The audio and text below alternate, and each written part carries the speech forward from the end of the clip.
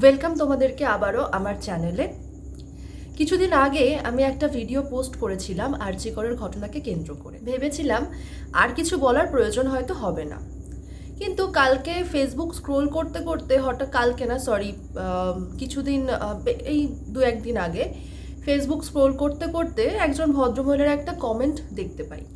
তো ভদ্রমহিলা লিখেছেন, একজন মা যদি হাতা কাটা নাইটি পরে বাড়িতে বসে রিল বানায়, তাহলে সেই মাকে কি তার ছেলে সম্মান করবে? এবার আমার দুটো প্রশ্ন আছে। প্রথম প্রশ্ন, একটা বাচ্চা যখন নর্মাল ডেলিভারি হয় তখন সে কোন রাস্তা দিয়ে বেরিয়ে আসে? 2 নাম্বার প্রশ্ন, একজন বাচ্চা তার জীবনের মিনিমাম প্রথম 6 মাস ঠিক কি খেয়ে বেঁচে থাকে? কিছু কিছু মায়েদের দেখেছি আফটার ডেলিভারি যখন সে জানতে পারে তার কন্যা সন্তান হয়েছে, তিনি একজন কন্যা সন্তানের মা হয়েছেন, তার মুখের কালো ছায়া দেখে মনে হয় ভাই তাকে রীতিমতো মৃত্যুদণ্ড ঘোষণা করা হয়েছে। মানে মেয়ে হওয়ার পর তার এত দুঃখ, মেয়ে হওয়ার পর তার এত কান্না, মনে হয় তার চোখের জলে বালতি ভিজে যাবে। আপনি যদি একজন মা হয়ে, আশা করি আপনি মহিলা, তো মানে মহিলা হয়েই তারপরেই মা হয়েছেন, আপনি মহিলা হয়ে মানে আপনি একজন কন্যা সন্তান হয়ে জন্মগ্রহণ করেছিলেন, তারপরে আপনি কারোর মেয়ে ছিলেন, তারপরে আপনি কারোর বউ হয়েছেন, তারপরে আপনি কারোর মা হয়েছেন। প্রত্যেকটা কিন্তু ফিমেল ক্যারেক্টার। একটা মহিলা হয়ে একটা মেয়ে হওয়ার পর এত দুঃখ কেন পান বলুন তো? আমি কিন্তু কিছু কিছু মহিলার কথা বলছি, সবার কথা নয়। কন্যা পুত্র দুজন সন্তানেরই মা হয়েছেন, একসঙ্গে এক টেবিলে খেতে বসেছেন, মেয়েকে দিলেন মাছের একটা পিঠের পিস বা একটা কিছু দিলেই হলো, ছেলেকে মাছের মাথাটা তুলে দিলেন। রোজ সকালে ব্রেকফাস্টে মেয়েকে একটা ডিম সেদ্ধ, ছেলেকে 2টো ডিম সেদ্ধ দিলেন। কেউ কেউ তো মেয়ের জন্মদিনটুকু মনে রাখার প্রয়োজন মনে করে না। ছেলের জন্মদিনে আয়োজন বেশ হয়, মেয়েকে কোনো রকমে 18 বছর বয়স হওয়ার পর পার করে দিলেন, বিয়ে দিয়ে দিলেন। ছেলেকে কিন্তু নিজের যথা সর্বস্ব দিয়ে মানুষের মতো মানুষ করার চেষ্টা কিন্তু আপনারাই করে যান। আমি আবারও বলছি, কিছু কিছু মায়েদেরকে বলছি, সবাইকে নয়। আজকে 2024 সালে এসেও যদি কোনো মেয়ে ডার্ক কমপ্লেক্সন নিয়ে জন্মায়, তাকে দেখে তার বাবা মায়ের প্রথম রিয়াকশন হয়, এই বাবা মেয়েটা কালো হলো। নিজের অভিজ্ঞতা থেকে কথাটা বলছি, কিন্তু এক ফোঁটা বানিয়ে কথা বলছি না। আর ছেলেদের ক্ষেত্রে ধারণাটা ঠিক উল্টো। সোনার আংটি বাঁকা হলো, সেটা তো সোনার আংটি না আফটার অল। আমার জীবনের কিছু ঘটনা বলি। যখন আমি ছোট ছিলাম তখন আমি কোয়েট স্কুলে পড়তাম, রবীন্দ্রনাথ প্রাথমিক বিদ্যালয়, বহরমপুরে সেটা। তো সেখানে আমি ক্লাস 4 অবধি পড়ি।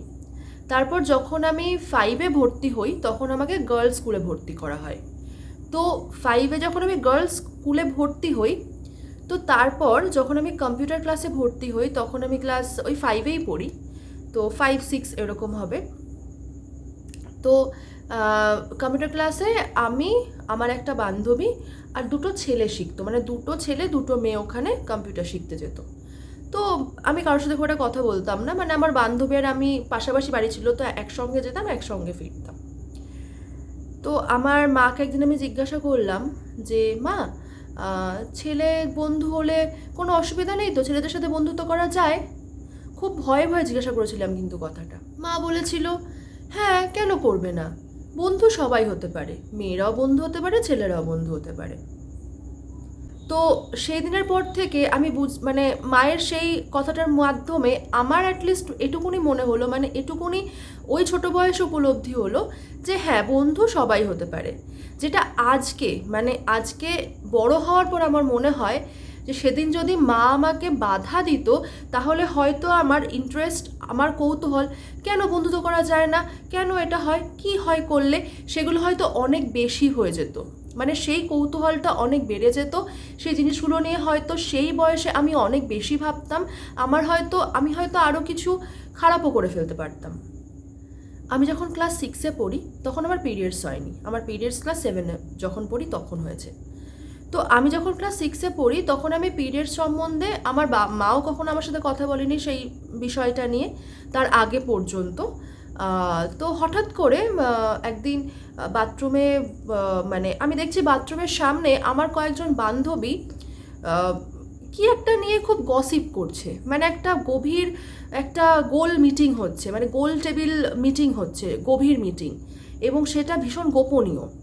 তো আমি সত্যি কথা বলছি, আমি তখন পিরিয়ডস কি, মেনস্ট্রুয়াল সাইকেল কি, আমি কিচ্ছু জানতাম না। আমার মা সেই বিষয়ে তার আগে পর্যন্ত আমার সাথে কোনোদিনও কোনো আলোচনা করেননি। তো বাথরুমে গিয়ে দেখি 2 ফোঁটা রক্ত পড়ে আছে। এখন আমি ভাবি যে সেই সময়কার আমাদের যে ছোটোবেলার সময়টা, সেই সময় আমাদের মেন্টালিটি কতটা সংকীর্ণ ছিল যে সেই মানে আমরাও কিন্তু এই বিষয়টা নিয়ে সেই সময় গসিপ করেছি। মানে আমি সামিল না থাকলেও আমি আমার বান্ধবীদেরকে দেখেছি সেই বিষয়টা নিয়ে গসিপ করতে, এবং যেহেতু আমার তখনও পিরিয়ডস হয়নি, আমি যেহেতু জানতাম না বিষয়টা কী, তো সেটা নিয়ে খুব একটা ইন্টারেস্ট আমি দেখাইনি, কারণ আমি বরাবরই একটু মানে নিজের মধ্যে থাকতে পছন্দ করি, গসিপ টসিপ একটু কম করি। আচ্ছা বলুন তো, আজকে 2024 সালে দাঁড়িয়েও কটা মেয়ে পিরিয়ডসের দিনে পুজো দিয়ে থাকে? আমাদের সমাজ বেশ কিছু বিষয় ভীষণ নর্মালি নিয়ে থাকেন, যেমন খালি গায়ে গামছা পরে কলতলায় দাঁড়িয়ে ছেলেদের স্নান করা, পুকুরে স্নান করা, রাস্তায় যেখানে সেখানে টয়লেট করা, রাস্তায় যেখানে সেখানে মেয়েদেরকে টিটকিনি মারা, ল্যাঙ্গট পরে কুস্তি লড়া, ল্যাঙ্গটই তো বলে, আমি যদি ভুল হয়ে থাকি আই এম সরি, গরমকালে লুঙ্গি বা বারমুডা পরে সারাদিন কাটিয়ে দেওয়া খালি গায়ে, মদ খেয়ে মাতলামো করা, মেয়েদেরকে টিটকিনি মারা। একটা মানে রাস্তা দিয়ে যাচ্ছি, হঠাৎ করে কেউ একজন পাশ দিয়ে টিটকিরি মেরে চলে গেল, উল্টো দিকে লোকটা বা উল্টো দিকের ভদ্রমহিলা কিন্তু দেখতে পেলেন, কিন্তু উনি কিছু বললেন না। ঠিক এর উল্টো দিকে যদি একটা মেয়ে সুইমিং কস্টিউম পরে, যদি সেই মেয়েটা বিউটি পেজেন্টে বিকিনি পরে, যদি সেই মেয়েটা ভলিবল, তারপরে টেনিস, এই ধরনের খেলাগুলোতে যখন পার্টিসিপেট করে, তখন কী ধরনের কস্টিউম থাকে সেটা আমরা সবাই জানি। এগুলো নিয়ে গসিপ করতে ভীষণ ভালো লাগে, তাই না? আমি একদিন ট্রেনে করে যাচ্ছি, দুজন ভদ্রমহিলা গল্প করছেন। ভদ্রমহিলাই বললাম, ভালো চেহারা। আমি আমি কিন্তু বডি শেমিং করছি না, কথাটা বলছি একটা কারণে।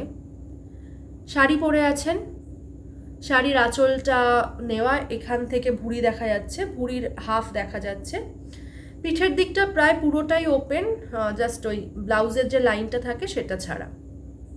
তারা বলতে বলতে যাচ্ছেন, আজকালকার মেয়েরা না ভীষণ সরু সরু হাতার জামা কাপড় পরে।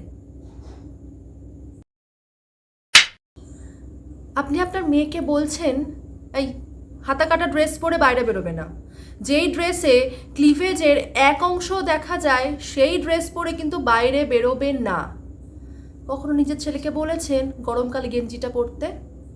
গরমকালে খালি গায়ে না ঘুরে অ্যাটলিস্ট স্যান্ডো গেঞ্জিটা পরতে বলেছেন? মেয়েকে বড় বড় একটা ভয় দেখিয়েছেন, এই রাস্তাঘাটে একদম লোকের সাথে বেশি কথা বলবে না, বেশি ঝামেলা করবে না। কখন কে কী করে দেয় বলা যায়? নিজের ছেলেকে কখনো শিখিয়েছেন যে একটা মেয়ে যাই করুক, ঝগড়া কর, সেই মেয়েটার গায়ে হাত তুলবি না, সেই মেয়েটাকে অসম্মান করে কোনো কথা বলবি না, এমন কোনো কাজ করবি না যেন সেই মেয়েটার অপমান হয়, অসম্মান হয়? বলেছেন কোনোদিনও নিজের ছেলেকে এই কথাটা? মেয়ের জন্মের পর বরাবর মেয়েকে শিখিয়েছেন সংসার করতে হবে, নম্রভাবে চলতে হবে, ভদ্রভাবে চলতে হবে, শান্ত হয়ে কথা বলতে হবে, আস্তে গলায় কথা বলতে হবে। ছেলেকে শিখিয়েছেন আস্তে কথা বলতে হয়, গলা নামিয়ে কথা বলতে হয়?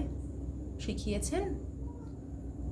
কোনোদিনও ছেলেকে শিখিয়েছেন সংসারটা, মেয়েটা, যেই মেয়েটাকে বিয়ে করে তুমি ঘরে নিয়ে আসবে সেই মেয়েটার একার সংসার নয়, সংসারটা তোমাদের দুজনের? শিখিয়েছেন কোনোদিনও ছেলেকে? কিছু কিছু মাকে উদ্দেশ্য করে কথাটা বলছি আমি। আমার একজন পরিচিতা, যার 18 বছর বয়স হওয়ার ঠিক 1 মাস আগে তার বিয়ে হয়, ঠিক আছে? গ্রামের মেয়ে, মেয়েটির সম্মতিতেই মেয়েটির বিয়ে হয়। তো সেই ঘটনার সাক্ষী হওয়ার পর আমি ফেসবুকে একটা পোস্ট করেছিলাম যে 18 বছর বয়স হয়ে গেলেই একটা মেয়েকে বিয়ে দেওয়ার জন্য বাবা মার কত চিন্তা, কিন্তু একটা ছেলের বিষয়ে ঠিক এর উল্টোটা হয়।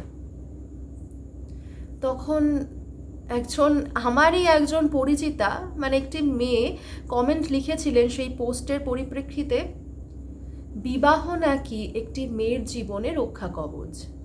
তাহলে আমার সেই পরিচিতার কাছে আমার আরও একটি প্রশ্ন আছে, যদি বিবাহই একটি মেয়ের জীবনে রক্ষা কবচ হয়, তাহলে এত দগ্ধ গৃহবধূর শরীর আর ঝুলন্ত গৃহবধূর শরীর কেন হসপিটালে এমার্জেন্সিতে আসে?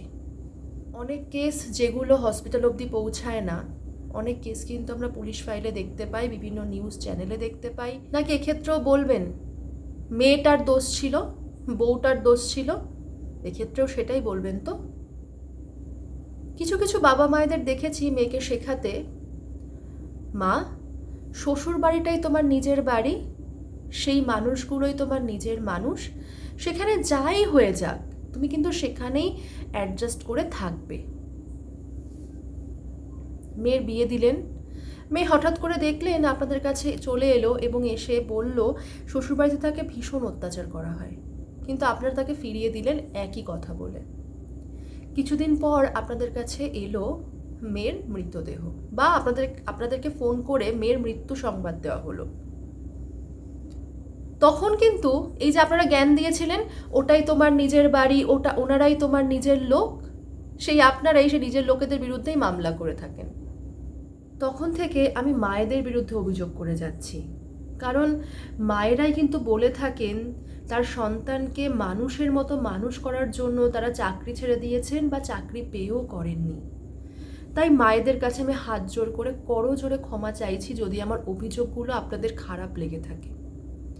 কিন্তু তাও আমি বলবো, একজন শিশু হয় মাটির দলার মতো, তাকে আপনি যেই শেপ দেবেন সেই শেপেই কিন্তু সে গড়ে উঠবে।